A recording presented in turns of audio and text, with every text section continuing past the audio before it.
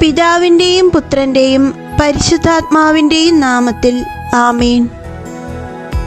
എൻ്റെ നാഥനായ യേശു ക്രിസ്തുവിൻ്റെ കാൽവരി കുരിശിലെ പരിശുദ്ധ മരണത്തിൻ്റെ അസംഖ്യം ശത്രുക്കളെ, അന്ധകാരത്തിൻ്റെയും ദുഷ്ടതയുടെയും രാജകുമാര, സകല നുണയന്മാരുടെയും പിതാവേ, എൻ്റെ നാഥനായ യേശു ക്രിസ്തുവിൻ്റെ മരണത്തിന്മേൽ നിന്നുകൊണ്ട് അവിടുത്തെ ഇടതു കൈയിലെ വേദനകളെയും മുറിവുകളെയും അവിടെ നിന്നൊഴുകിയ വിലയേറിയ തിരുരക്തത്തെയും നിങ്ങളുടെ പതനത്തിനും നാശത്തിനും പീഡനത്തിനുമായി നിത്യപിതാവിന് ഞാൻ സമർപ്പിക്കുന്നു. ആമീൻ.